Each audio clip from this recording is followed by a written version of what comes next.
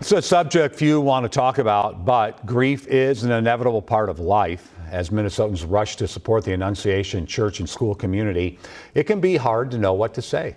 And sometimes what not to say. What should we say to someone who is grieving? Good question. Susan Elizabeth Littlefield shares ways to help us all better support each other through loss. Death is the hardest thing in life to face, and now we're all facing it. Difficult to watch, difficult to discuss. It seems like people don't like talking about grief or death. Why do you think that is? We're a society that likes to fix things and make things better. And in grief, we can't do that. Sarah Krinke runs a place where people do talk about grief. Grief Club is a club no one wants to be in, Absolutely. but you're here. But we're here. Here for people like the Rydbergs, who've been watching from afar as the scene unfolds at Annunciation. It's very heavy because you can put yourself back in those first days.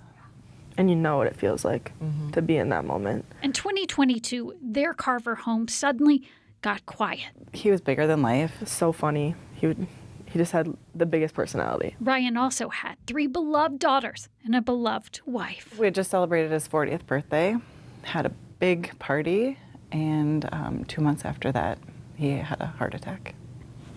Out of the blue. Out of the blue. There was a flood of immediate support, but the words of some passing people were especially comforting. One of my neighbors, I was on my way walking upstairs and he walks by and he goes like, "Ella," and like looks me in the eyes and he's like, "I'm so sorry." And in that moment I felt like I wasn't alone. Is less more? I think sometimes less can be more. Just that presence and the simplicity of saying, I care, I'm here for you, and you're not alone. When talking to grievers, she said, avoid 3 common words. How are you? That was the worst question because right after you lose somebody, you're not okay, but they just don't know what else to say. Also avoid, I can't imagine. Because if you would ask that person before their person died, they probably couldn't have imagined it either. Or, You're so strong. Like I get like that's something that they feel the need to say, but I don't feel strong. And You didn't have a choice. I didn't have a choice, right? I didn't have a choice in being strong. Like I don't like when people say that to me. instead, I hardly even knew the person.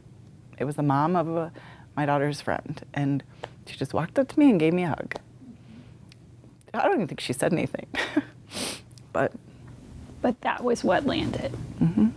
I would just give them a hug and then I would say, "I feel for you." but say something. One of the biggest fears that we hear from grievers is that people will stop talking about their loved one, which feels like to them they stop remembering them. I think everybody gets scared that we don't want to talk about it or it's going to make us sad, but we really do want to talk about it. And sometimes it does make me sad, but I'd rather talk about him than not. Susan Elizabeth Littlefield, WCCO News. No matter how you know someone, the therapist said, it's always helpful to show up at a funeral or send a note or text. Instead of saying, if you need anything, let me know, take the burden off of them having to ask by just showing up and doing something.